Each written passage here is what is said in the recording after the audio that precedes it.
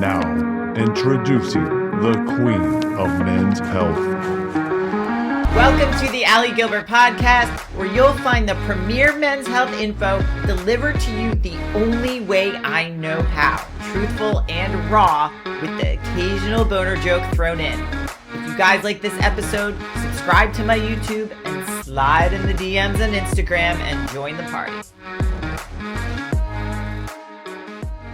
You guys are in for a treat today. I don't even know how to describe him, Dr. Rudy Eberwein on here.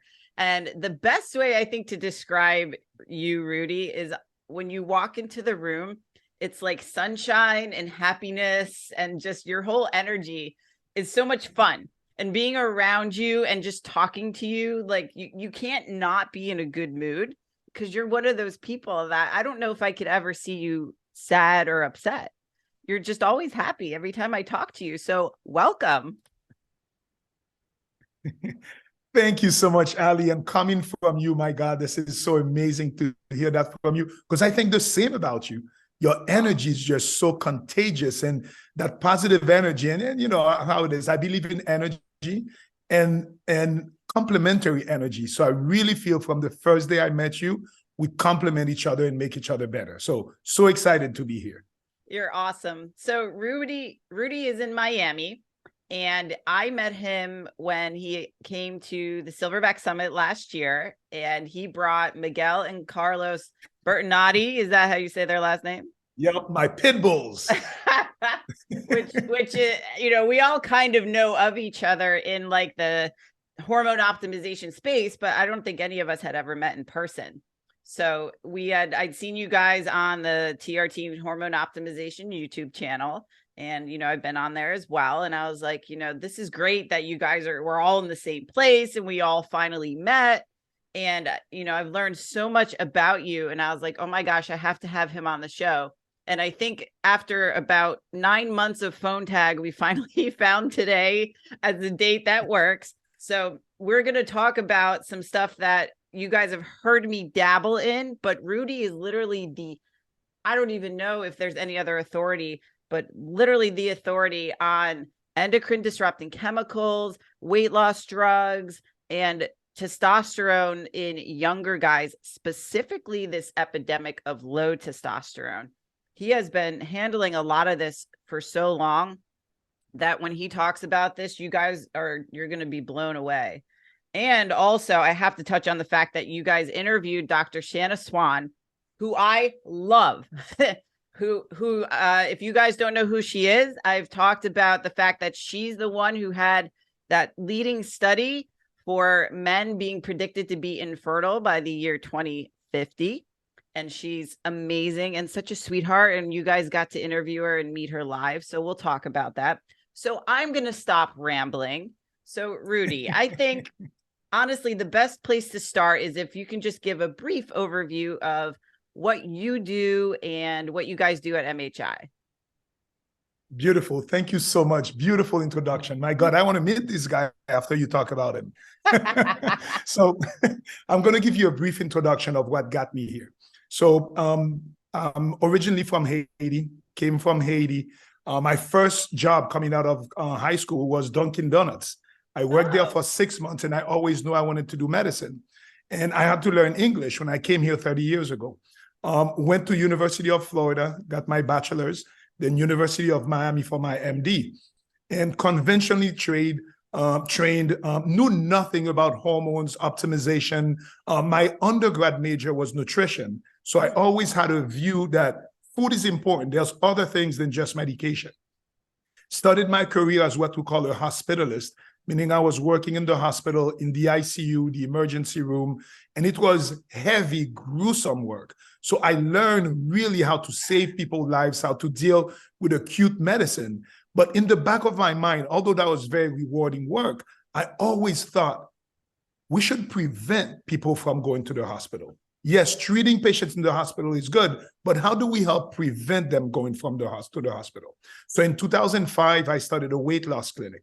So while I was still in the hospital, I was working, helping people with nutrition, with exercise, and really helping people a lot. But as I was going forward, I saw a lot of patients nutrition and exercise could only take them so far. So this is where I discovered the world of hormone optimization.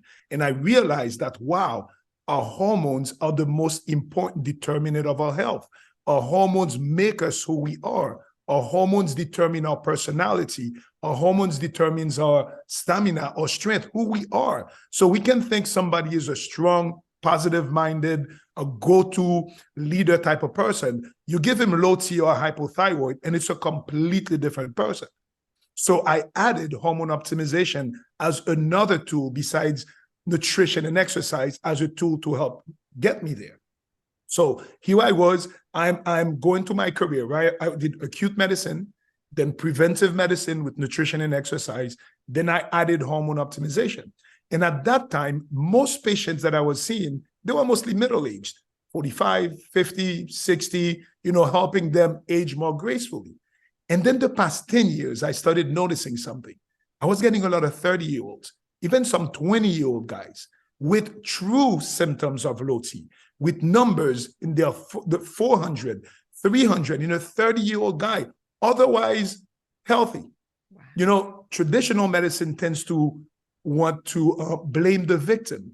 Whenever they see a guy that has low T, they have two ways of thinking about it. Either they say, oh, it's their fault, they need to work out more, they're lazy, they eat junk food, or second, they do what I call T shaming. If a patient goes and does his research and says, doc, I think it's my testosterone, I'm depressed, I have no energy, please check my testosterone.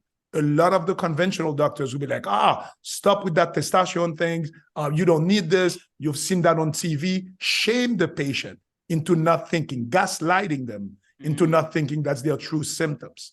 So my practice has evolved over the past 15 years, where our average patient were in their mid to late 40s, early 50s, to now our average patient is 35, 37 with true symptoms of low T. So this was mind-boggling to me.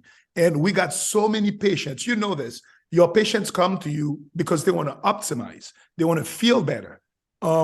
When a patient goes to their primary care doctor and they do a yearly physical, they usually get everything looks good, maybe your cholesterol's a little high, otherwise you are great. And the patient's like, okay, I hear you, doc, but I don't feel good. I feel old. My joints are aching. My mood is blah. I have no libido, no energy. I just feel like I'm going through life like my grandpa already at 35. And they're like, nope, you're fine. All your labs are okay. See you next year, right? Gaslighting.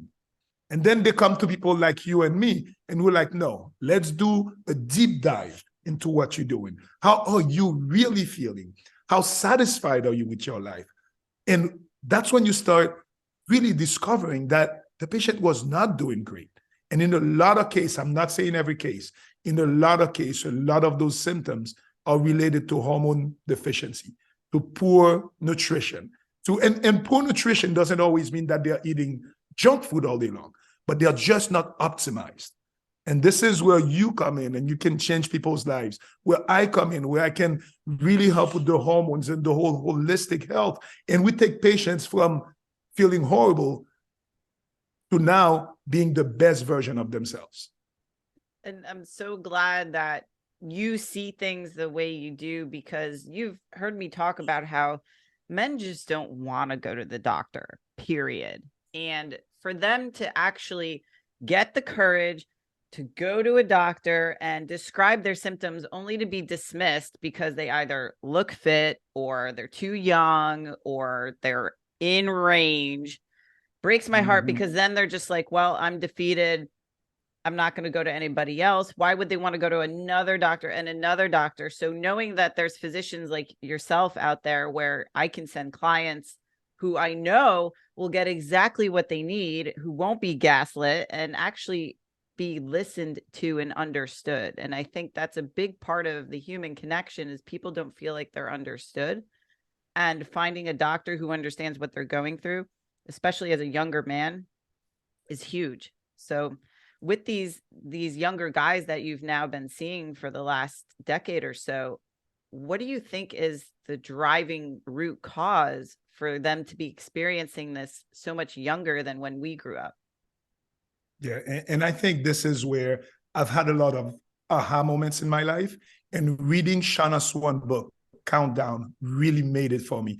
I was so impressed with the research that we flew to San Francisco, and me and the Bertonazzi boys, we spent 2.5 hours interviewing her, and she's amazing, her energy. So she's an epidemiologist that's been studying that for the past 30 years. Yeah. She mostly studied how sperm count has decreased 52% over the last 40 years. And if things continue the way they are, that by the year 2050, 80 to 90% of couples will have to do assisted reproduction. Just think about the number of IVF clinics who are opening.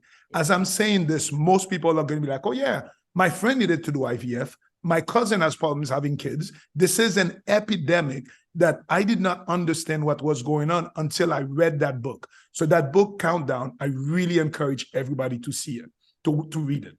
So yes, when I was in med school, what we studied, what are the causes of hypogonadism, of low T, right? It's usually the first thing that conventional medicine recognizes. It late onset hypogonadism, meaning as you age, you get low T. So that's what I learned. And if it's not age, it is usually either testicular trauma, testicular cancer, genetic diseases like Klinefelter syndrome, and all those big things. And then in the bottom, they usually say impossible environmental factors, just as a little PS. And then what we're noticing, that PS, that environmental factor, is one of now the biggest determinants of health. So Shanna Swan was able to prove with studies that a lot of those endocrine disrupting chemicals like pesticides, plasticizers, like BPA, phthalates, so many toxins that are deemed estrogenics. So it is like we are being bathed in a soup of estrogen. So as a man, just imagine, would you take estrogen pills? Hell no. But we are being assaulted by it. We eat it in our food. That's the pesticides that they put on our food. We put it on our skin, all of the shampoo, soap, anything with fragrance. We even breathe it in because it is in air dust in our house. Microplastics, I think everybody's aware that microplastics are a big problem, but they're mostly aware that it is fish and animals that it affects. Well, it affects us too because we are at the top of the food chain. So the animals that eat that plastic, we eat it. And plastics is an estrogen compound. So when you take too much estrogen as a man, just think about it, right? You take too much estrogen, it gives you the negative feedback loop to your pituitary, so you develop hypogonadism. So it made it so much sense. There's a study that showed that now the average human is eating about the equivalent of a credit card worth of plastic every year. They found those endocrine disrupting chemicals in cord blood. So our kids in the womb are being exposed to it. They found those EDCs in breast milk. So it's crazy what's happening. And let me tell you what's crazier and scarier is those endocrine disrupting chemicals, again, in the book Shanna Swan and backed by studies, they can affect the baby even when they are in the womb. So it can cross the placental barrier and affect the baby. I didn't know, I learned about this also. A fetus is usually female until it gets a surge of testosterone during the first trimester. That's why I always say, females are the strongest sex. There's absolutely no questions about this. So unless in the first trimester, you get a surge of testosterone, and then that's what determines the secondary male sexual characteristics. Yeah. So if the mother is exposed to plastics, pesticides, those endocrine disrupting chemicals during the first trimester, during a certain window, that male fetus never gets that surge of testosterone. So now you get that poor kid that was exposed, no fault of his own, at this time, and then he doesn't get that surge of testosterone and comes down to a whole host of abnormalities, reproductive or sexual. It's actually called testicular dysgenesis syndrome, meaning that the testicles and the reproductive organs are not formed properly. And then with this comes a higher risk of testicular cancer, undescended testes, varicocele. Shanna Swan describes what they call a shortened AGD, anogenital distance, which is the distance between the anus and the testicles. This is something that is constant in humans. Men have it longer compared to women. So she was able to prove that the distance, the length of your AGD is directly related to that surge of testosterone in the womb. So if you're exposed to certain plastics and plasticizers and EDCs, your AGD gets shortened. And that shortened AGD corresponds longer term with decreased fertility, erectile dysfunction, decreased overall satisfaction in your sex life. So that's why now when I understood that, I was like, wow. So we got a lot of 20, 25-year-old guys who tell me, Doc, I never felt like I had that surge of testosterone in my 16 or 18. It's like I felt like something was not right with me since I was young. And then as you get older, you feel that this is not really getting you that same level. So that's why I was talking to Dave Lee the other day. And he said Dave is amazing, amazing. And there's a cohort of young men in their 20s that never feel that rush of, masculinity, of that surge of testosterone that really makes it, what people don't understand, they think testosterone is just muscles and sex. It's really good for those two things. But where it's really important, it's a brain hormone. This is what determines your motivation, your personality, how determined you are, that really true positive masculinity. We'll talk also about toxic masculinity, which we need to talk about it. A lot of my guys, I created a term. Some of the guys come to me with low T, don't feel their best, I'm not doing great, kind of more timid. You get them onto the program, you fix their testosterone, you get them to work out, get them to lift weights. Now they become too confident and they go from timid to what I call confident assholes, CAs. Right? So I'm like, don't become a CA. I'm going to give you energy, but become the best man that you can be. Become the best leader, the best partner, the best at work, at home, at the gym. Crush it, but still keep an open and a soft heart. I love that. And to back up a little bit about talking about the AG distance, I always make the joke in my talks that because my initials are AG, now you guys will always remember exactly what to do. And then I mentioned, well, tonight you're all going to go back to your hotel room and measure your taint. And I laughed so hard that Dr. Swan is like, I don't know how old she is, but she says grundle and taint. And taint. Oh my God. It makes me laugh so hard. And I remember reading the book. I was like, this is obscene. The fact that if I was pregnant with a boy, I could literally affect his sperm count as he goes to be a man. And that's like, it's crazy. And when you talk about that, people are like, what? Like, you don't believe it. And Dr. Swan was just as skeptical of all this. That's basically why she studied this further. But you read the book and you're like, this is crazy. This is crazy. And all that exposure. So can you explain like what exactly is happening? So if a man is exposed to these bad estrogens, what do they do in the body that causes such disruption and feminization? Yeah, so there's multiple mechanism of action that those EDCs cause.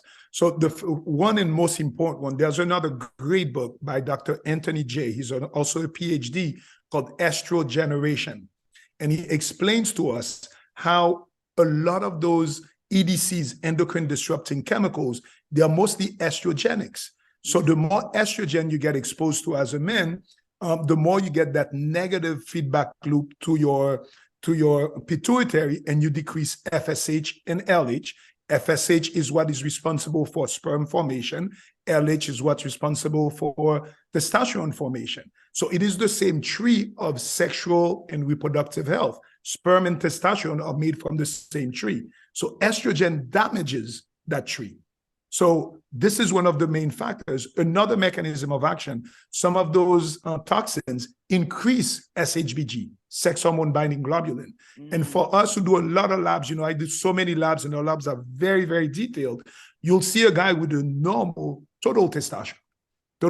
Well, and I say normal now, 400 to 500. And they go to their doctor, they're like, oh, it's completely normal. We check SHBG and free testosterone. So I have a case the other day. I see that often. Total testosterone, 500, 530. SHBG is high, maybe 50, 60. And their free testosterone is maybe 8. Normal is 7 to 30. So it was their free testosterone. Most conventional doctors don't check free T because it's not covered by insurance. There is new research that is now, conventional medicine is now saying, you know what? If a patient has symptoms, we maybe should check free T.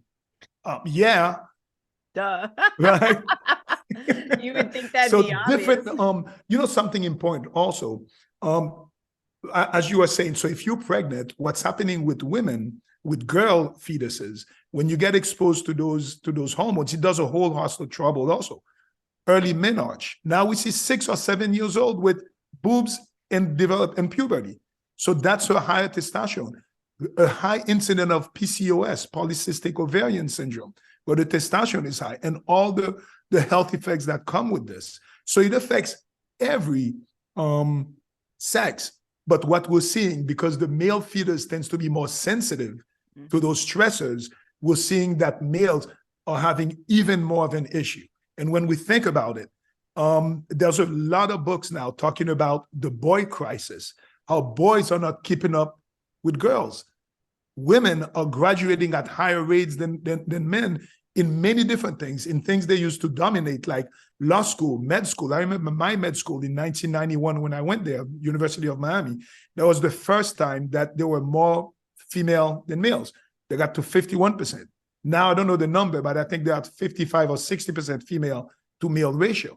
And this is happening. I'm not saying testosterone is responsible for all this, but it plays a big role. So caring for our guys, caring for our young boys, and trying to make them be compassionate, first of all, and be saying, sometimes it's not your fault. Let's go deeper. There's something else that's causing you to have a lot of those psychological, physical, mental, and let's go to the root cause of it, and let's help you get better at this. It's mind-blowing how many of the younger guys, and it's also very overwhelming to think about the exposure to all of this. And I'm sure that you get asked what can be done, because I always do. And I always make the joke that men like structure, and you have to give them a few things to do right away. It can't be too many things.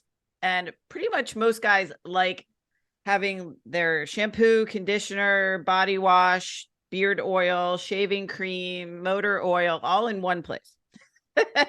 So if we can use or take the things that they use daily, products on their body, hair, stuff like that, change that out for non-toxic stuff, that's a good start. The second thing, switch out any plastic Tupperware, because fitness pros, we like our Tupperware, and you don't want to heat it up. Plastic, switch it out for stainless steel or glass. What are some of your non-negotiable tactical things for guys to be able to do tomorrow? And that's what's amazing with you, Ali, that you and a lot of the great coaches out there, so much more than the average physician. And those things take people so much further than just throwing medications at them. So the first thing I always say first is awareness. People need to realize that it is important to do those things, not because you may have cancer, although they are, most of them, they increase risk of cancer. Most young guys, if you tell them cancer, they're like, it's for old people. That doesn't concern me. But if you let them know your dick is not going to work, you may not be able to have kids. That's why I want you to make those changes. It's much more powerful. So number one is awareness. Awareness. People like you and me need to keep screaming that this happens. This is real. This happens to almost anybody who gets in touch with them. So awareness, number one.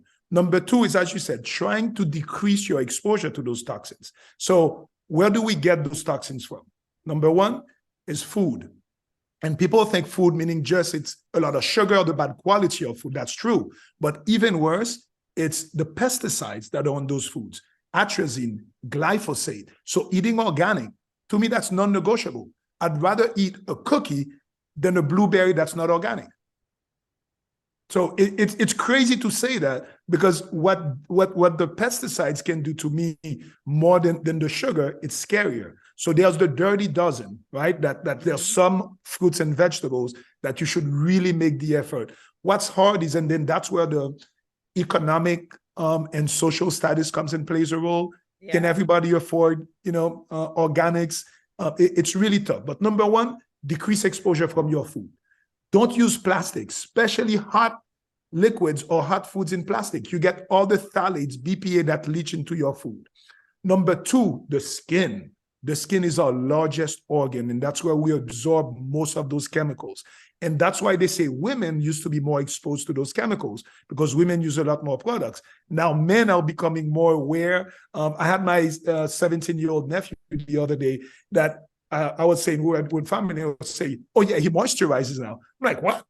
Well, I never used to moisturize. I'm like, you know what? But it's a good thing. Yeah. But don't use the wrong products. No. But if people don't know this, and a lot of people will think the more expensive the product, the better it is. No, it's not. So you need to do your research. And this is where books like Countdown, I'm working on a book and trying to help steer people in the right direction. And the more awareness people have, the more they'll be able to vote with their wallet. That is the important thing. We need to realize those companies do not have our best interest in mind. But if you do the research and then now you ask for the better product, the more people do it, at some point there'll be a critical mass where those companies, at the end of the day, it's the bottom line. If they see that more people demand better products, they will make a change. If they see people keep buying the toxic products, they'll keep making them. Number three is we breed them. That is a big source of exposure. So having the right filter around your house, the right water filter, the right air filter. There's so many things that you can do that are simple things. But as you were saying, the easiest is your food. Be very careful with this. Your skin, very important. And also increasing awareness, not only with you. I think every time I go to parties, I start talking about this. Some people roll their eyes, but when I walk around, some people are like, hey, Doc, come, let me ask you a question. Yeah. Totally. So, right? I'm sure you get the same. Oh, yeah. And I think that this is like a good shift into discussing, you have those younger men, they come to the office, they're suffering, they might need testosterone replacement therapy, but of course, the younger they are, that social stigma pulls harder. And now most doctors would think they're just after steroids and, just wanting to be a bodybuilder, when in fact, it actually could be quite the opposite. And they may not even look the part, right? Because they're suffering so much. They don't have that motivation. They actually have physical symptoms. So when it comes to a protocol for them, is it TRT right away? Is it something else? Is it both at the same time? Because I know many of them worry about fertility. So how do you broach that conversation with them? Yes, that's very important. And it's still crazy for me because as you've seen, low T clinics have mushroomed all over the place. Everybody's a low T expert now, which first, it lets us know there is a demand for it. So guys are looking for it. But it's crazy how many guys still come to me. They were on testosterone and nobody has ever told them that it can affect their fertility. So this is a conversation you need to have with the patient. So when I sit down with my younger guys, I'm like, where are you with your fertility journey? Is it something that you want to have? So I have a couple of studies that are really important for this. Number one, Dr. Ramasamy from the University of Miami, you interviewed him also. He did a couple of amazing studies. The first study that he did was, he was the first conventional doctor that really put it out there. He studied adolescents and young adult males from 19 to 35. And he saw that about 20% of them had true low testosterone symptoms, true testosterone deficiency, they call it now, symptoms. So that made it real for me. I'm like, I have a study to back my clinical results. So yes, even if you're 20, 25, 30, Dr. Ramasamy's study shows us that this is there. Second, he showed that most of those guys, their testosterone deficiency symptoms started when their testosterone is the 400 range, not that 300, and now LabCorp is down to 264 as the lower limit of normal. Don't even get me started I on know. this, right? So now it's not a number game anymore. And number three, he did show that for those younger guys, most of their symptoms weren't as sexual dysfunction as much of the older guys. It was mostly decreased motivation and low energy and low libido. So a lot of guys will tell me, I can get it up, but I have no desire. I'm like, my girlfriend is like my roommate. If she wants to, yeah, I'll do it, but I don't have that drive to do it.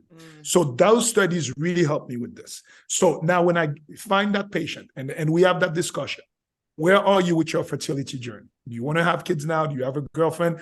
If they're really interested in their fertility, I'll usually start with either HCG or Clomid as a way to increase. Well, first we have to see if it is secondary hypogonadism, meaning they have lower levels of testosterone and their LH is low, abnormally normal or low, they will likely respond to Clomid or HCG. If they have primary hypogonadism, meaning that they have low testosterone, but their LH is high, that means that they had some kind of testicular insult, they will not respond to HCG or Clomid. So first, I try to determine which type of hypogonadism they have. Then we go over options. Another important thing, we found a company now that does a really good sperm analysis at home. Oh, So a lot of my younger guys, I send them to that website so they can do a baseline sperm sample to see where's your fertility.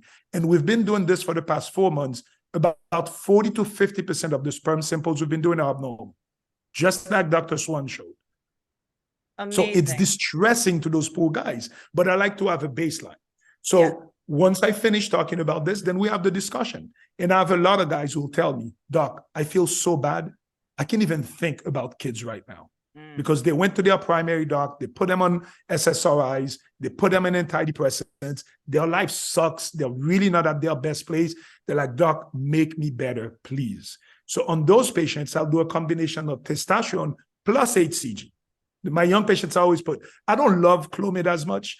Clomid, I don't know if you've seen, sometimes you see Clomid, testosterone goes from 300 to 600, 700. Some patients get success, but some patients say, yeah, my numbers look good, but I actually have more anxiety. I don't feel my numbers may look better. So I get better results with HCG. And HCG, because it's an LH analog, it's an LH agonist, it does better. So my younger patients, we'll put them, if after the discussion, informed consent, they agree, we'll do testosterone plus HCG. And we get a lot of patients who get their girls pregnant on testosterone plus HCG. So I told them, it's not impossible. So the goal first, let's get you to feel better. Let's get you to feel what high testosterone feels like. And within 3 to 4 months, it's a complete transformation. Again, never testosterone by itself. Diet, nutrition, and mindset. Optimization, they go together. But the results we get, I counted now, we took off about, I think we're at 92 patients now, 92 guys that were able to take them off their antidepressant medications once we optimize their hormone and their nutrition. It's crazy. It. I believe it. Yeah, we're counting.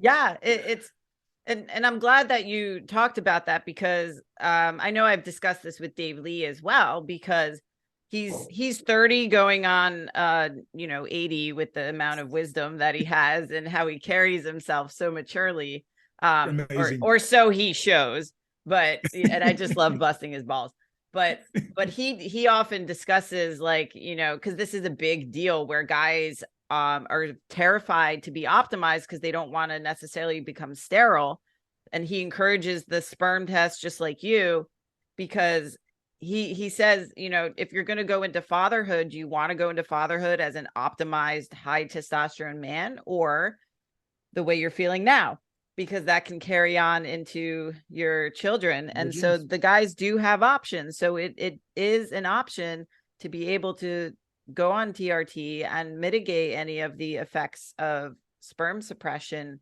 with something like HCG and then getting the sperm tests and stuff. But you only go through this if you go to somebody who understands that, such as yourself, because there's a lot of guys that'll go, like you said, here in Florida, we're both in Florida.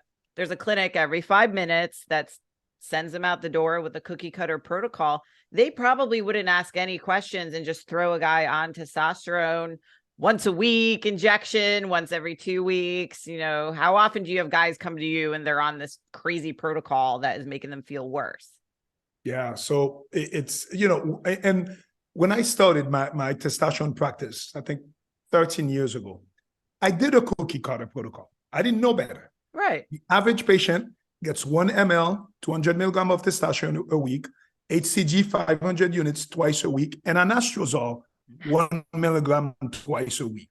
Everybody was on that. Now we know better, right? The studies are really showing. We've talked enough about how testosterone conversion to estrogen, how estradiol is protective for the brain, the heart, the sex drive, libido, everything, so many things. So that's what I used to do. But I've expanded. I went to conferences. I listened to the pioneers. Now we know we're able to take out 99.9% of our patients off of anastrozole. And the way we've done that, we've learned that the once a week, some patients can still do well with it. But depending on your SHBG, the lower the SHBG, usually the more frequent you need your injection. So most of our patients, we try to do 2 to 3 weeks. We take the same dose and we split it into smaller doses. And it makes so much sense. You know, our body doesn't make one big dose of testosterone a week. It gets little pulses daily. So 3 times a week works really, really well because, you know, the half-life of tescipionate is about 5 to 7 days. So when you do every 3 days, you go up. And instead of the ups and downs of once a week, you go up and it kind of stays up. So it's a smoother curve. So patients feel much better with this. So with this, because you don't have the high peak of testosterone, you have less estrogen conversion. So you tend not to have the nipple sensitivity or gynecomastia that you can get with the high weekly dose. And the conventional urologist, the AUA, American Urological Association, still recommends 200 milligrams once every 2 weeks. It's still on their manuals. I speak to my urology friends. I'm like, when are you guys going to understand that the half-life of this medication doesn't allow you to do this? The patient will feel good for the first 3 days, 5 days. By the 8 or 9, they drop their testosterone, they feel like shit. They come to us and we change their lives. So I wanted to do another study talking about fertility.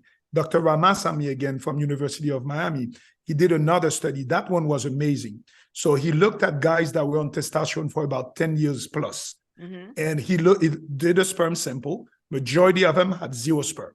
Like, you know, that's normal.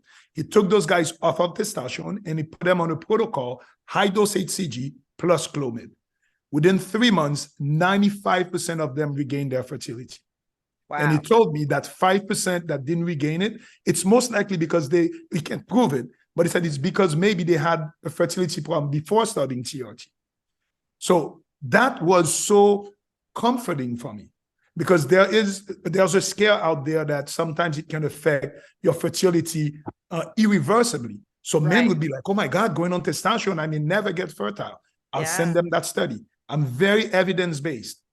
So, you know, I believe in the clinical scenario first because sometimes you see a clinical situation and the studies don't translate into it much. But when you have studies to back you up and you have the clinical experience and the clinical scenarios, now you feel comfortable. So, you know, our clinic, you've seen our newsletters, our videos, our podcasts. We're very educational. I tell my patient, I'm not your doctor. I don't believe in paternalistic medicine where I'm the doc. Just do as I say. Here's your medication. See you in a year. It's a partnership with my patient. We're going to discuss and be like, what's the best thing for you? Let's do this. And then check labs again, tweak it. It's continuous improvement, continuous tweaking. And I'm very vocal. I'm on testosterone therapy. It changed my life. So I want to scream that anywhere that I can. There should not be a stigma, a T-shaming about testosterone. If you need testosterone therapy to get you to feel your best, just like if you need insulin to control your diabetes, you need it. There should be no shame, no stigma about it. So me and you need to keep screaming that everywhere. A lot of times I tell my patients, our goal is maybe to help you avoid testosterone with the right diet, the right exercise regimen. But sometimes, again, because of some exposure possibly, or some other reasons that we're still going to Find out as time goes, sometimes that's what you need. And if you need it, be okay with it. Yes. Yes. Like like part of my life's work is trying to, help these men not feel bad about going on it, because you know how guys are. You are a man. You guys don't want to rely on something, and they don't want to feel like they're defeated or succumb to something. And that's not the case. Like, women go on hormone replacement, nobody bats an eye, but a guy needs TRT, and it becomes like, these stigmas, like you said. So keep doing what you're doing, because you're doing such great work with these guys, especially with the younger population, because this is such an unknown territory. I did want to ask you with that. I don't know if anyone knows the answer to this, but do you think in the future there may be, maybe not TRT, but some sort of testosterone exposure in boys, like prepubescent and all of that? Do you think that might be in our future, where something like that might have to happen? Well, listen, the other day we checked the testosterone level of a 16-year-old. So his dad is my patient. And he was like, hey, I'm worried about my son. All he does, he stays in his room. He doesn't really, he's very shy. All he does is plays his video games. He's developing man boobs. He's not active. We checked his testosterone. His testosterone was 265. What? 16 years old. 16. I did not do anything for him. I just told him, look, try to make him to go outside and play, watch the plastic, the exposure. I'm like, but imagine this kid in 10, 20 years. So, so again, when we started, our great-grandparents didn't need testosterone, maybe never, or maybe in their 70s or 80s. Our parents, maybe in their 60s. My generation, it's like, like me, I started in my late 40s, early 50s. I'm seeing the next generation, it's in their 30s. The generation after that, starting in their 20s, where are we going to be 50 years from now? Who knows? And again, let me give you another study where the EDCs, like I was telling you, what they do, it's not just that it affects one generation. So EDCs have been shown, specific EDCs, especially phthalates, one of the plasticizers, and BPA and glyphosate, they have epigenetic changes that can change now your germline. So they were able to show, for example, DDT, which was an anti-mosquito pesticide. They looked at women that were exposed in the 60s. They had high levels of DDT in their blood. And they looked at 3 generations down. Those women still had never exposed to DDT, but they had the epigenetic changes done to their DNA, and they still had a lot of the disease associated for women: infertility, endometriosis, high rate of fibroids, breast cancer. So imagine if we check those boys, the grandson of those, because it does show that there are epigenetic changes done by those EDCs that is now passed on from generation to generation. How scary is this? Oh, it's terrifying to think of where we were, where we are now, and where this is going. Where this is going. Again, when I talk about this, it tends to be very doom and gloom and apocalyptic. Oh my God, where are we going? But as you said, I'm a very optimistic person. Oh, yes. And I always try to turn it. First, we need to know. We need to be like, after a conversation like this, more people have to be like, oh shit, where are we going? And I need that reaction, because if you don't, without this, people don't take action. Correct. But once you have this, then I'm like, but okay, now that's for the population. What can you do for you personally? And this is where we do this. First, be aware. Second, let's check your numbers. And if you have a testosterone problem, a thyroid problem, anything, we can fix it. So what's great, because of our technology, our science, our understanding of functional endocrinology now, our success rate with our patient is almost 90%. Right? So we can fix the individual. The society I'm worried about. Yeah. But the way we change the society, we change each individual so that it can change the collective. Love that. And then you're talking on this subject in younger men at the Age Medicine Management Group, AMMG seminar coming up in April, which I think their minds are gonna be blown. Yeah, because I got board certified at AMMG, and I go to those conferences, and those are great conferences. But I've never heard the urgency from most of the speakers. I've never heard the compassion and the understanding. Still, most docs and most advertisement you see for low testosterone, it's a guy that has white hair like me. That shouldn't be. Oh, let me tell you something else. So the first, I don't know if you remember, but the first Viagra commercial in the 1990s, you know, it was Bob Hope, a 72-year-old man who came in. He was the first. So first it was groundbreaking because you could never talk about erections on TV, right? So that was the first. That was 1990. Do you know those companies, those telehealth companies that sell Viagra online? Yeah. There's a bunch of them. Hims, Roman, Lemonade. You can't watch a sports game now without having those commercials come on. Oh, you can't. And who does those commercials? The guy who founded Hims with his dad, he's 25. Wow. 25. And he came in on TV. The first commercial was in a Super Bowl ad. And he said, well, you know, I was having problems having an erection and it's embarrassing to go to the doctor's office. So I founded this company where you can just, in the comfort of your own home, you get a telehealth consultation and we send you Viagra. It's a great service, but it's 25. The average age of patients using those telehealth services, I think it was 32, the average age. Something's going on. I encourage these guys to talk about this. They're not going to talk about it. They don't walk into the locker room and they're like, oh man, you know, I had an erection and then I lost it last night. Like that's not stuff they just talk about socially. Yeah. So the more that they know that nothing is wrong with them, that this is common, but it's not normal and we want to do something about it, then they're like, okay, I'm not alone. It's okay to seek help with that. Yeah. And this is where the vulnerability comes in. You know, we need to find a safe space to talk to those men, because when something like this happens to a man, it is deeply disturbing, deeply soul crushing. It's really the same way, you know, sometimes when a woman goes through menopause and they'll go to a male doctor, they're like, oh, you can't understand what I'm going through. Ali, I know you understand that because you've talked to enough men and you have such compassion that you can really understand it. But it is deeply, deeply disturbing. I actually came up with another term. You know, I like to come with terms, right? I got a bunch of guys. Let me turn around a little, too much light. I got a bunch of guys who come to me and they'll tell me, Doc, I'm depressed. You know, I lost pleasure in a lot of things and I go through the whole history. And then once I fix everything, now they are able to get great erections. They have good sex, you know, with their partners. They're able to, you know, enjoy sex. There's nothing as satisfying for a man to make a woman orgasm. Nothing as satisfying as this, right? So I'll tell them, you didn't have depression. I came up with that new term. They have SPREAD, SPREAD, sexual performance related anxiety and depression. You had anxiety and depression because of your sexual performance. Once you go 2 or 3 nights and you make a sing, anxiety and depression is gone.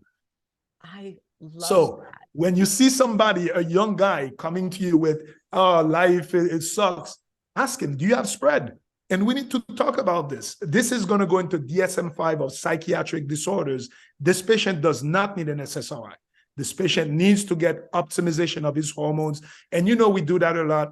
A combination of hormone optimization, low-dose Cialis, nitric oxide makes a world of a difference. So now you go from a depressed, anxious, fear of intimacy person to a guy who wants to crush it. Again, I always tell my guys, especially if they have a long-term girlfriend or they are married, don't get yourself in trouble. I'm giving you a lot of power, a lot of sexual power. Use it wisely. Use it with the woman that's been standing by you this whole time, even when you weren't good. Oh, yeah. Right?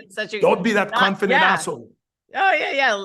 There are not enough doctors that talk about that too. And like I know Dr. Serrano asks the woman, hey, how's your sex drive? Because if he puts, you know, the man on octane, then, you know, we have to make sure everything matches. I love that acronym. I'm going to add that to my talks, and I will obviously credit you with that because I think that is phenomenal, because I see that all the time on consultations. You got to break it down because they're so embarrassed. And quite frankly, that is why I had the Silverback Summit be a men's only event. So we had female practitioners, but there isn't really a space for these guys to not only meet others who are similar and going through the same thing, but to actually freely talk about it. And you provide that safe space for these guys, which I think is fantastic. Segueing into another worry of theirs that I just want to touch on, because I don't think we talk about this enough, is when guys go on testosterone, one of their biggest fears is losing their hair. So a lot of them think they're being proactive by getting finasteride or Propecia or similar drugs. So please go into some of the detriments and why this can just backfire on men. And that's, again, mind-boggling to me that we're still using this without informing the patients. Yes. So testosterone, most of its action is being done by conversion with aromatase to estradiol, which we talked about. Then testosterone gets converted to DHT, dihydrotestosterone, by the 5-alpha reductase enzyme. So DHT is the real androgen. It's really what gives you the action of testosterone. So DHT binds to the androgen receptor 10 times stronger than testosterone intracellularly. So what you really want when you get testosterone, you want more DHT. So, but unfortunately, DHT is what also can cause hair loss. There's no questions. When you go on testosterone, it's possible, if you have the genetic predisposition, that you may have more hair loss, more hair thinning. I'm not going to deny this. But going on finasteride to block that 5-alpha reductase, so you block the conversion of testosterone to DHT, is the worst thing you can do, because now you take testosterone and you cannot get the right action of testosterone. So the worst patient I've seen is the patient who are on testosterone, they're on anastrozole and finasteride. So you block all the good hormones that testosterone needs. So I actually did a search yesterday because I get so many patients like this. Actually, part of my intake now, have you ever taken finasteride? And a lot of patients will say yes. And again, because of those telehealth companies that made it so much easier to now get those prescriptions, the prescription rate went up 400% of finasteride. And if you even look at what's described in the finasteride prospectus, their side effects are listed: sexual dysfunction, decreased libido, decreased size of the penis, decreased sperm count, anxiety, depression. It's listed, it's there. So when you ask the doctors, they will tell you, especially if you ask a dermatologist, plastic surgeon, people who do hair transplants, they'll be like, oh, this is overstated. It's only 2 to 3%. All right, I'll give you the 2 to 3%, although I don't believe that. It's much higher. Yeah. But imagine, I think the number of prescriptions, it's out, they write about in the US about 400,000 prescriptions of finasteride. Oh my God. What's 3% of 400,000? Right? That's 12,000 people. And it's, to me, it's much higher than this. I see it much more. So what we started doing, when a patient tells us that they take finasteride, we check a DHT. DHT tends to be expensive, not covered by insurance. So usually when the guy calls first, they're like, oh no, I'm trying to save money. I don't want to do my whole labs. So now we kind of tailor it. But I have a typical patient with this, 32 years old, started testosterone at 25 because he had all the symptoms. His testosterone was in the 350 range, started testosterone, and then he was worried about his hair, and he took finasteride. He's like, nobody told me. They told me, no, it's really good. And I'm going to tell you, finasteride is good for hair growth and to maintain it. It is. But what happened to this guy, he came to me. He was like, Doc, I'm on testosterone. I don't feel good. I don't know what's going on. I felt good maybe the first 2 months. Then I have all the symptoms I had. We checked his DHT. His total testosterone was 1,200. You're like, oh, beautiful. His DHT was 17. Normal is from 40 to 120, depending on the scale. It was 17. So he's taking testosterone, but he's not getting the benefits of what testosterone does intracellular. So we took him off DHT. We gave him other supplements. There's great supplements. There's other things that work well enough for hair that you don't need to play Russian roulette with your dick, with your libido, and with your possibility of having kids. This is serious. So within 3 months, his DHT went from 17 to 110. Wow. And he felt amazing. We took him off anastrozole, took him off finasteride, and he told me, he's like, I'm going to try all those things for that hair. And if I stay bald, I'm bald. Hair is important. I'm not taking that away. But right now, there are great supplements, and I can tell them I don't have no financial backing for any of those companies. What are they? But Nutrafol, it's an amazing supplement for hair. Red light therapy. I like to combine Nutrafol and red light therapy. There are so many new treatments for hair serums. There is even minoxidil, which is a blood pressure medication that they see at very low doses. I've used minoxidil for a long time. Side effect profile is much lower. But why would you play Russian roulette with finasteride and take that chance? And what's bad with finasteride, there's something called the post-finasteride syndrome, where even when you stop finasteride, it's possible that it damaged the androgen receptors or keep decreasing the conversion, keep affecting the 5-alpha reductase enzyme. So even when you stop the medication, the symptoms are still there. So in Europe, of course, Europe is much more progressive than us. France has just put finasteride, they call it a red box label, like a black box label we have in the States. Yeah. They're doing a lot of PSAs about it because they're much more progressives. In the US, silence. Amazing. It's crazy. So everybody who's listening to this, if you take in finasteride, it is not worth it. Yes, it is good for hair, but there's other options. And it's not just sexual side effects. A lot of guys, it's anxiety, depression, anhedonia, not getting pleasure in what they want anymore. And it can be insidious. It doesn't just hit you. A lot of guys will tell me, Doc, I've been on it 3 years. I don't think I ever had it. I'm like, so why are you coming to my clinic? You have symptoms of low T, right? They're like, yeah, but I don't think it's finasteride. And I'm like, let me explain to you DHT and how important DHT is. So I was thinking, what's a way I can try to explain that? It's like you buy a beautiful condo in Miami Beach, right? With beautiful view. You bought the condo, you paid the extra money because you see the ocean view. The ocean view is what you paid for. Now they put 2 big buildings right in front of your view. So you paid the money, you cannot see the view. One building is finasteride, one building is anastrozole. You blocked what you paid for. You want testosterone because testosterone turns to estradiol and to DHT, and you get the positive benefits of testosterone via those 2 hormones. Why would you want to block them? So basically, unless you're genetically predisposed, going on TRT does not instantly mean you will lose your hair. But if you are genetically predisposed, it may accelerate it, but it's not a guarantee. So that if you try to combat this by going on finasteride, you risk becoming impotent, having anxiety, having libido issues. Basically, you become like the worst version of yourself because you're just not going to feel your best, is what you're saying. So if that's not scary. What is?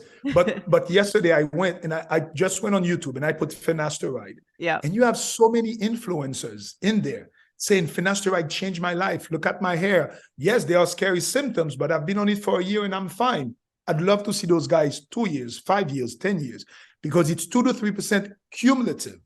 The longer you take on it, let's say you're on it 5 years. Now your risk is 10 to 15%. It increases, it's cumulative. So yes, you may know your friend who took it, never had a problem, but why would you risk that? So I need to do, I don't know how to do this, but those companies who are doing this and giving patients without a full informed consent, the doctors who are doing this, maybe they don't know enough because they never see the patient back, right? Because when they start having problems, they don't usually put it together. Because it could be EDCs, it could be their diet, but finasteride has the affinity to cause that. Why would you put something we know may be causing that into your treatment? I mean, we can ask that about a lot of things with conventional medicine. So, and so for guys listening to this who may be taking it and are like, you know what? I think I experienced some of these side effects. Can they just pretty much go off or? Off. There's no tapering off, nothing. Come off of it. Awesome. Can your hair thin? Can you have, I don't know, but come off of it, especially if you start feeling those symptoms. If you start seeing, like a lot of guys, I had a guy the other day who called me. He's a personal trainer, beautiful hair, like he does everything. And he was like, I'm not doing bad. I'm pretty good. I don't think it's doing anything to me. I'm like, so why did you call our office? It's like, well, my libido's not as good. I'm feeling a little more anxiety. Maybe it's stress. Maybe it's my job. I'm like, maybe.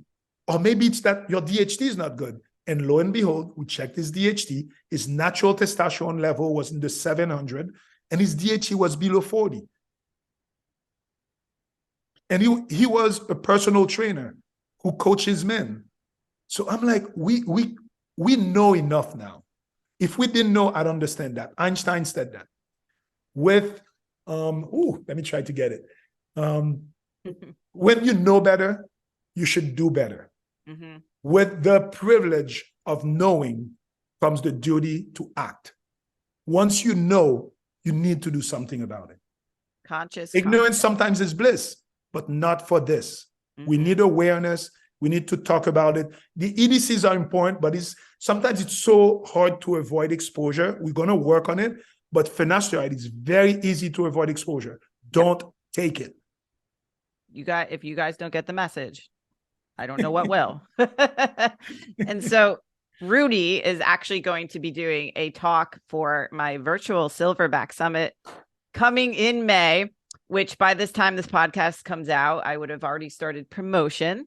So I want to kind of tease what your talk will be on, because at that, it's this very hot topic of all these weight loss injections that have seemingly become the rage. And I compare it to like the keto diet where, 10 years ago, people thought keto was this new diet, but mm-hmm. you've actually been using things like semaglutide and tirzepatide way longer than they've actually been in the public. So can you touch on kind of what they are and some of the misinformation out there, and then about what you'll talk about for the summit? Definitely. So that class of medication is called GLP-1, glucagon-like peptide 1. And what they do, they act on incretin hormones that are gut hormones that increase your own production of insulin when you take oral glucose. And it's an amazing science. Again, I love science. So they were able to develop that back in the 90s. And the first GLP-1 became FDA approved for diabetes back in 2005. So in internal medicine, in my branch of medicine, GLP-1s are nothing new. I've been using GLP-1 agonists for diabetes for more than 15 years with amazing success. There was never a controversy about them when it was about diabetes. So, for example, I work as primary care with a local Native American tribe in the Miami area. And when I went there about 10 years ago, there's a high incidence of diabetes in Native Americans. Mm-hmm. And most of those patients were on insulin. Insulin, actually, a study just came out that insulin increases risk of heart disease in the future because, as we know, insulin increases fat deposits. So most of my patients that were on insulin, I was able to switch them to GLP-1 agonists because GLP-1 agonists are the best thing for insulin resistance. They decrease gluconeogenesis, the formation of new sugar from the liver, increase glucose uptake from the muscles, and improve insulin resistance. And you know that. Well, all coaches know that, even better than doctors. Insulin resistance is the scourge of our society. So we finally had something amazing that works even better than metformin. That's why metformin works so well. Mm-hmm. It tackles insulin resistance. GLP-1s are really good at this. So first generation GLP-1s, things like exenatide, anything with tide is a GLP-1. Okay. So I call them the tide medications. So I've been using them for 15 plus years, mostly with no problem. There are some side effects because it slows down digestion, so patients can feel a little nauseous. I've had, especially in the older ones, I've had 1 or 2 cases of acute pancreatitis. So like everything, you have to weigh risk and benefits. But from 2005, every 2 or 3 years, a new generation would come out. And every time they got better at refining with affinity with estrogen, less side effects, better results. Then in 2014, Saxenda came out. And it was pretty good for weight loss. It got FDA approval for weight loss. That was a daily injection. I used it somewhat, but the average weight loss in a year was about 3 to 5% of body weight. Nothing amazing. Right. Then in 2017, semaglutide or Ozempic or Wegovy came out. And that's where we started seeing a lot of weight loss with it. So that my primary care patients, like I was telling you, I switched 90% of them from insulin to a GLP-1 agonist. And the results I was getting was amazing. Not only would their A1C improve, they would lose weight, their lipid profile improve, really amazing improvement. So semaglutide or Ozempic did so well for weight loss that it got FDA approval for weight loss, even if you don't have diabetes, because it tends not to cause hypoglycemia or low blood sugar. So Ozempic was really good. Then in 2021, tirzepatide or Mounjaro came out. I remember when I was at your conference, I kept saying, the best peptide out there is tirzepatide. Everybody needs to know about this. Yeah. And tirzepatide is showing to be a game changer for the weight loss industry, because this is the first GLP-1 agonist that they were able to target another hormone called GIP, glucose-independent peptide. And that GIP, they actually found those receptors in fat cells. So not only are you less hungry, you tend to lose fat. We call a lot of things fat burners. This is a true fat burner that induces lipolysis. So they even did studies of tirzepatide versus semaglutide. Semaglutide, usually 9 to 12 months, most people will lose between 10 to 15% of their body weight. With tirzepatide, 15 to 20, up to 25%. It's so good that now it can replace gastric sleeve or gastric bypass surgery. Wow. And again, me and you were good at this. It's not just the medication. You need to do your part. You need to do your work. But this is the first time that you can give a medication to somebody where it takes away a lot of this anxiety eating, that rumination. Rosie O'Donnell was very public about it. And I did a little video about it. She put out an article. In December, her doctor put her on Mounjaro. And she's like, oh my God, it's great. I lost 10 pounds in 6 weeks. She's like, but it's not the weight. It's the first time that she felt like she's not always thinking about food. So it causes something, it uncouples the pleasure from food from the dopamine release. Because you know that now, unfortunately, most patients we see at our practice, they already know what they should be doing. They know they should eat the cookies. They know they should eat better. But there is a dopamine release, almost an addiction to food, that it was really hard to combat this. When people have that anxiety eating, it's not what you tell them. They know they shouldn't do it. They can't overcome that resistance. Those medications are able to help you get there. Mm-hmm. So this is amazing. And yes, so a couple of side effects that people are worried about.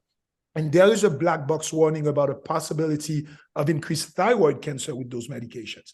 They saw that mostly in rats and mice. Mm-hmm. So the best way to know if a medication is safe, it's when millions of people take it for multiple years. No studies can replicate what's happening in the real world. Right. So right now, millions of people are taking GLP-1, whether it's for diabetes or for weight loss. They haven't seen a big spike in thyroid cancer. Mm-hmm. They haven't seen a big spike in any of those bad diseases. Actually, cardiologists are starting to prescribe this because fat is, or the inflammatory side can produce. So it actually it is a treatment now for fatty liver disease, when you have too much fat around your liver that can eventually progress into fibrosis and liver failure.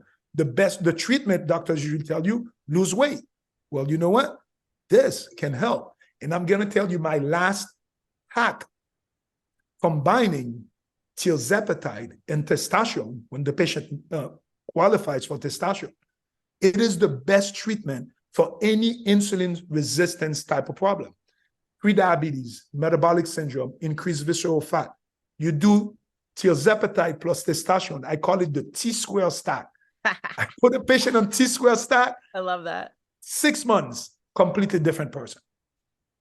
I love that you went over that. Okay, first of all, I know you're educating people about nutrition and exercise, but I think a lot of fitness professionals really hate these drugs. They're very dismissive of them because it's almost like that educational aspect is not happening, where granted, I'm sure some doctors do not have the knowledge that you do. Many of them actually don't have the knowledge you do in nutrition and exercise, but combining that with the use of these, we've seen the power in that. The second thing is, like, we've been preaching education on, nutrition, exercise, what to do forever. I don't think America's really gotten much better because we have access to the info. people know what to do. They're not going to do it. That's why they hire coaches. I've tried semaglutide and tirzepatide. I want to understand how it works. What am I going to feel? I literally was disinterested in anything that I like. So I understand that effect where if somebody suffers from anxiety or has these types of relationships with food, how that can absolutely help them. And I think another part of the misinformation with the fitness community is that people are worried, well, they're not going to learn these habits and they're going to lose too much muscle. Again, if you're prioritizing your protein, if you're weight training, you can mitigate a lot of that. But these are things that if they're assisting people to see better results for our program as well, I think everybody can win. And like you said, people would be showing up with pancreatitis and thyroid cancer left and right if it were as bad as it seems. So there is a lot of good, and there could be a lot of good in the future. So thank you for kind of broaching that. And I look forward to the full version so that people like myself who are having clients ask about it and want to understand more can really understand how these work and what the application and proper approach would be in combination with a physician such as yourself. So for fitness professionals listening to this, I encourage you guys to develop relationships with doctors that you want to work with. Rudy can be one of them, but he's mine first. So you have to ask me permission, but understand what they do, why they do, go through their process. I can't tell you how much money and time I've spent going through the process to find people such as yourself and the Silverback network that we have so that you know exactly who to refer people to. So that being said, do you do telemedicine? How do people find you? Where are you located? Yes. So, our clinic is called Medical Health Institute. So that's our handle on Instagram. We have a website. I work, like my partners of the Bertha Nazi Boys who are beast about nutrition, training. We give really good service because that's what happens. I've really been a caring, compassionate doctor who cared about getting better results for my patients, but I never had the right setup, the right back office to really be able to follow up, do the right coaching and help patients the right way. So our company now, MHI, we're excellent at this. We do telehealth in most states. There's a few states we don't do. Everything gets shipped to your house. So everything gets done to a telehealth visit. So we are passionate about this. Just like you are. To me, we need thousands of people like us because the need is so huge out there. But our passion is to educate and help people feel their best.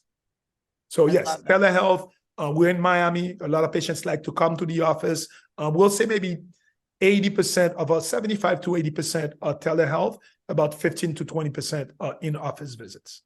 And they go on the website to contact or Instagram? Yeah, website is better. There's a phone number. And we did the same thing. We do both female hormone optimization and male hormone optimization. Right. On our male side, it's all male staff. On the female side, we do all female staff. Because we really feel like, sometimes, again, not everybody's like you, Ali. Not everybody can really sit down and talk to a man and really understand and let them be vulnerable and open up to you. So we find that for us, it's a little easier if it's guys. Most of our guys are on treatment also. A lot of them were patients who now became coaches and coordinators with us once we changed their lives. So yes, so go on our website. If you go on our website, we're trying to revise because we have so much information. We have all the interview with Shana Swan, with Dr. Ramasamy. We just interviewed the Estrogeneration, Dr. Anthony J. So there's so much info, but the best thing is to call. First, you will speak to one of our coaches, highly trained, answer your question. Then we do an extensive blood panel. We check so many things that usually when the patients will be overwhelmed by the amount of blood that they do. But I go panel by panel to explain to them. My best patient is an informed patient because to me, it's a partnership with the patient. Because a lot of times the treatment I'll give them when they go to their primary care doctor, the primary care is going to try to shame them, gaslight them. You don't need this. I'm like, you learn it. Here are the studies so that when you go to your primary care, your body's talking about this, you can even tell them, this is why I'm doing this. So we are big on education. And I have been through your process. I've done the labs with you guys. It is an extensive panel. I've talked to Dr. Amy Wecker, who is the Yes. female hormone person. There goes my sign that falls every single day. So she's amazing and she's hilarious. And she and I have had coffee. So these are things that you fit pros do this stuff. So you guys have the relationships. Rudy, thank you so much for your time today. This has been just amazing. I know a lot of men are going to benefit from hearing about this. I'm sure you're going to get DM'd with tons of questions. So I look forward to seeing you at AMMG. I look forward to seeing you at the Hybrid Health Summit. I'm going to see a lot of you. And then your talk for the virtual Silverback, and then eventually the in-person Silverback. So a lot of Rudy Alley time this year. I'm excited. I'm loving it. And I'm going to plug my personal Instagram page. It's Dr. Rudy Best Life. So Dr. Dr. Rudy Best Life. This is where I'm a little more, like loose, where I talk a lot about of those subjects. I put personal stuff. I was never on social media before, but sometimes it's the best way to really convey the right information. And really, I chose that name, Best Life, because at the end of the day, what are we trying to give our patients? Their best life. Optimization. Yeah. It's as simple as this. I'll put all those handles, the website, everything in the show notes so everyone can find that easily. Thank you for coming on. You're so easy to talk to. We'd spend a whole day talking. I know, we really could. We'll have to do like part 2, 3, 4, 5, 6, 7. Love to. Thank you so much, Ali. This was great. I had a lot of fun.